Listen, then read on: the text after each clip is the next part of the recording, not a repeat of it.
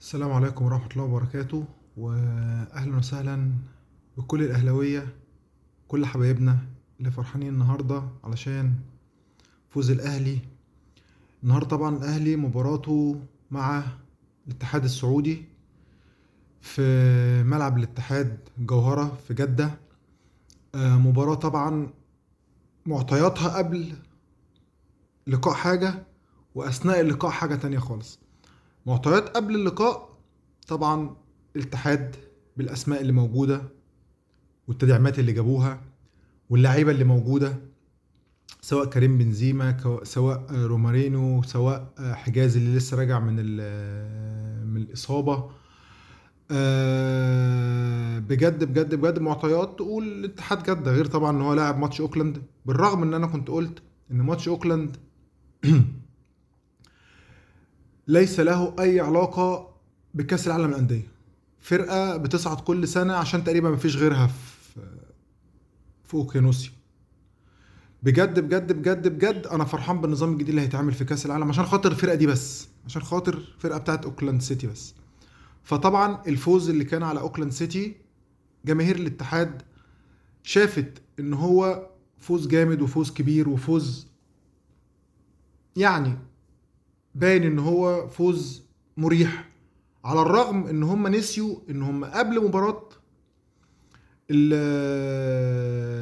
اوكلاند كانوا مغلوبين في الدوري السعودي من ضمك.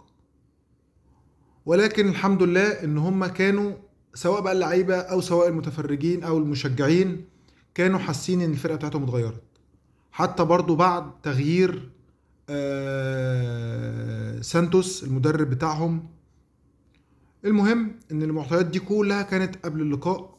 معطيات الاهلي نفس الفريق اللي موجود، واللي اغلبيه الاهلاويه مش راضيين عن الاداء، سواء من اللعيبه او سواء التشكيل اللي بيحطه كولر او حتى التغييرات.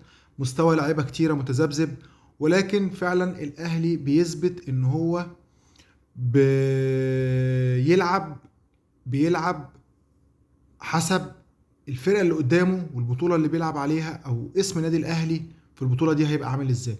انا قلت في فيديو قبل الفيديو دوت ساعه اخر مباراه قدام شباب بلوزداد، قلت يا رب يكون اللعيبه مستواها نازل علشان بتفكر في كاس العالم للانديه. النهارده المباراه دي اثبتت لي فعلا كده، اللعيبه والجهاز الفني كلهم كانوا باصين على كاس العالم للانديه، بالرغم ان دي ما كانتش عاده الاهلي. ولكن الدنيا اللي موجوده دلوقتي حاليا خلت الكلام يبقى كده. كولر بدأ المباراه بالتشكيل اللي يكسب بيه، والتشكيل اللي يخليه يعمل اللي هو عايزه، او اللعيبه تنفذ فكره اللي هو عاوزه.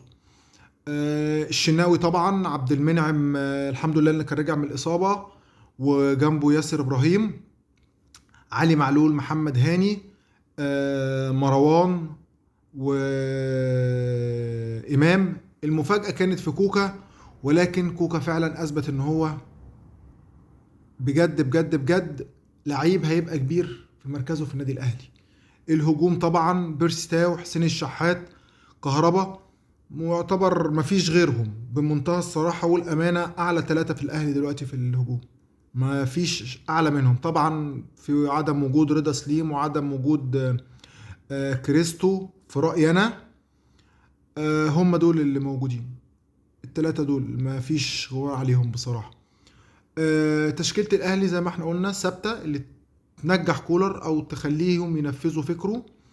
الاهلي بدأ المباراة مش خايف، ودي كانت حاجة جميلة جدا، مش خايف. كان ماسك كورة، كانت هجمة هنا وهجمة هنا في اول المباراة طبعا. كورة اللي جت بتاعت ضربة الجزاء بتاعت كهربا اللي اصر عليها، ودي حاجة بتعجبني في كهربا جدا بجد وبأمانة، ان هو بيروح يتكلم مع الحكم ويشوف الفار، ولازم يشوف الفار وبيقف قدامه. ساعات ممكن يبقى فيها سنة غتاتة زي ما احنا بنقول من كهربا، ولكن حقه هو شايفها كده. وفعلا اتحسبت ضربة جزاء، والاول مرة ضربة جزاء تحسب والكرة لسه كانت في الملعب، الكرة ما كانتش طلعت بره. وفعلا الحمد لله ضربة جزاء. التحول في المباراة بقى، التحول في المباراة صادت الشناوي للكرة اللي اتشاطت من رومارينيو، وتصدي لضربة الجزاء بتاعت كريم بنزيما. الكورتين دول الكورتين دول في رأيي انا قلبوا المباراة او قلبوا الشوط الاول خالص. الكورتين دول سبب تحول الشوط الاول. وفي الاخر خالص كهربا بيضيع كورة، مش عارف بصراحة ضاعت ازاي، بتاعت الدقيقة 44 او 42 مش فاكر. الكرة اللي طلعها بره بجوار القائم، انا في الاول كنت فاكرها ان هي خبطت في الحارس وهو اللي صدها وطلعها، لكن بجد زعلت لما لقيت كهربا هو اللي شايطها. يعني انت قطعت كويس يا كهربا وجريت كويس علشان تجيبوا الكرة. الباص سيء جدا، برغم ان كنت ممكن ترجع بيها اللي هو زي جون الشحات التاني، ترجع بيها وتبقى على يمينك وتلف وتعمل بيها اللي انت عايزه، بس انت كملت بيها ناحية خط المرمى من ناحية اليمين او ناحيه الشمال بتاعتنا احنا، بدل ما كنت تخش بيها الملعب تاني وتلفها والجون كده كده كان طالع لك وانت كنت لوحدك، كنت لفيت حطيتها باليمين سهله جدا جدا جدا. الحمد لله خلص الشوط الاول 1-0. الاهلي ما عملش تغييرات لان فعلا اللعيبه كانت مأديه اللي عليها واكتر من اللي عليها كمان. بعد حتى ما ضربه الجزاء ضاعت، الاهلي فضل متماسك وماسك كوره وزي ما قلنا بدليل الكوره بتاعت كهربا اللي ضاعت. الشوط التاني نزل، دي بقى كانت حاجه غريبه ولكن تحسب للنادي الاهلي ان هو نزل بيلعب الهجمه المرتده وبيدافع، واحنا ما كناش فاهمين ليه. بمنتهى الصراحه انت كنت كده كده ماسك كوره وبتعمل برضو اللي انت عايزه، ولكن لما جه الهدف الثاني والهدف الثالث من هجمتين مرتدتين، لعيبه الاهلي عرفوا يستغلوهم صح. واول مره فعلا الهجمه المرتده تنفذ بشكل صحيح، سواء الجون الثاني اللي كهربا بصاها لحسين الشحات برؤيه جميله جدا جدا جدا، ولا الجون الثالث اللي قطع فيه كهربا لغايه خط المرمى وبعدين بصاها لامام عاشور او بيرسي تاو. بس الحمد لله ان امام عاشور اللي دخلها او هو اللي لحقها في الاول قبل بيرسي تاو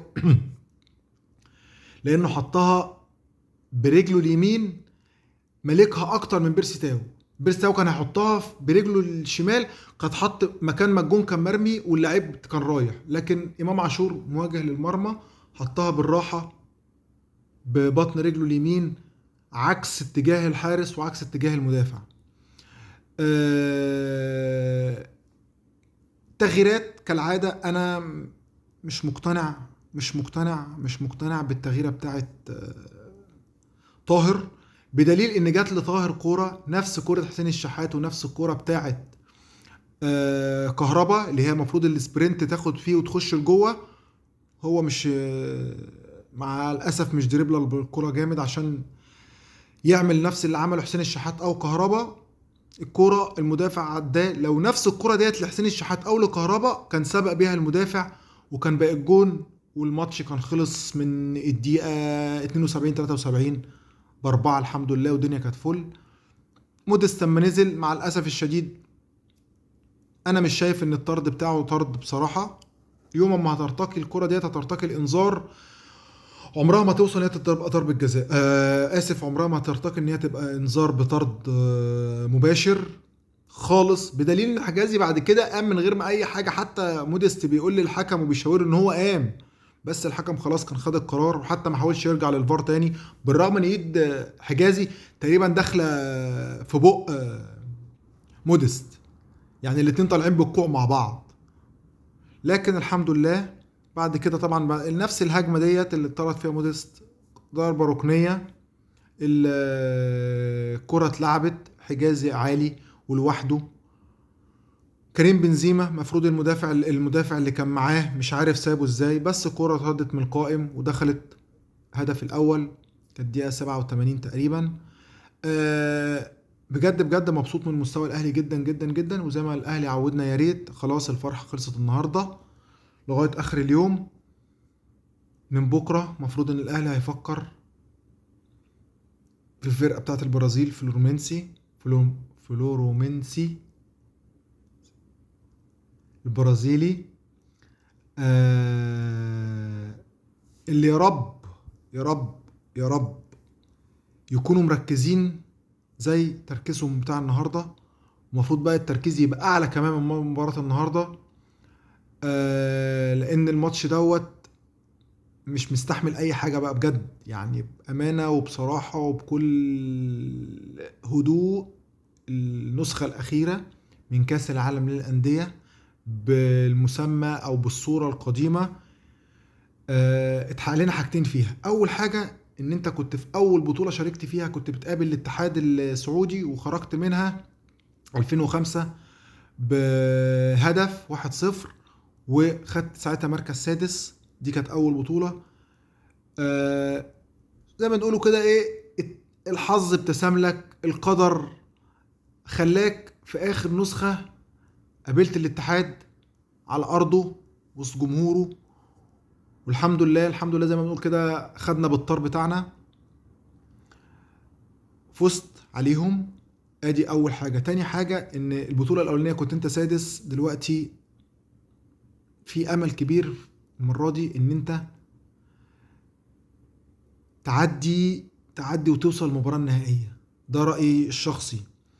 الحاجة الوحيدة السلبية النهاردة في المباراة من وجهة نظري برضو، اللعيب اللي كان واقع من اتحاد جدة ولعبت الاهلي. المشكلة ما كنتش واخد بالي مين اللعيب، لان ما كنتش مركز ان اللي ممكن يحصل كده. اللعيب واقع على الارض ولاعيبة الاهلي وقفوا على ان خلاص الكرة هتطلع. هم حتى حاولوا يطلعوها، لحقها تقريبا رومارينيو اللي جابها تقريبا كان هو، وكمل لعب عادي، وحتى الكرة دي كانت هتدخل هدف، بس الحمد لله. وبرضه لعيبه الاهلي ما عملتش اي مشكله، وساعتها اللعيب اصلا كمل في نفس الهجمه ديت. يعني هو اللعيب اللي كان واقع على الارض والاهلي كان بيطلع الكرة ديت عشان خاطر يشوف اذا هيتعالج ولا لا، كمل عادي جدا جدا جدا من غير اي حاجه. دي كانت من اكتر اللقطات في المباراه اللي مزعلاني. آه، من ساعه الكوره اللي دخلت او اتلعبت على الشناوي وعدت وخبطت في العارضه، انا ساعتها حمدت ربنا قلت الحمد لله، وان شاء الله المباراه ديت هتبقى مباراه الاهلي. زي ما بتقول كده، او زي ما احنا بنقول كده، ما دام الدنيا مش ماشيه معاك اي كره هتلعبها هتيجي. وده اللي حصل مع الاهلي في ماتش شباب بلوزداد، واللي حصل مع الاهلي في ماتش سموحه برضو الكره ما كانتش مطوعاهم والماتشين خلصوا تعادل. دي نفس الكورة ديت أول ما جت في العارضة وبالمنظر ده، أنا إن شاء الله اتفائلت الحمد لله، قلت إن إحنا هنفوز إن شاء الله. ألف مبروك للأهلي، ألف مبروك لجماهير النادي الأهلي. بجد اللعيبة النهاردة كانوا رجالة. النهاردة من وجهة نظري مروان طبعا خد رجل المباراة مان اوف ذا ماتش، ولكن أنا شايف النهاردة الشناوي هو النهاردة كان المفروض هي طبعا كده كده راحت لحد من الاهلي، بس انا شايف الشناوي كان النهارده ممكن يبقى هو رجل مباراه. كهربا النهارده بالاتنين اسيست اللي عملهم ممكن يبقى كان رجل مباراه، وهو اللي تسبب في ضربه الجزاء كمان. ادي كمان كهربا. حسين الشحات الهدف الجميل اللي دخله برضو كان ممكن يبقى رجل مباراه. النهارده كوكا عامل ماتش جامد جدا جدا جدا. لاعب زيه لسه صغير في السن، لو نزل في لعيبه كبيره نزلت الماتش اكنها ما نزلتش، نزل ولعب ماتش زي ده من اوله ممكن مستواه ما يبقاش كده. ولكن بجد بجد ابناء النادي الاهلي اللي هم ابناء النادي الاهلي فعلا، اللي متربين في النادي الاهلي، ما بيفرقش معاه هو صعد فيرست امتى او بيلعب فيرست امتى.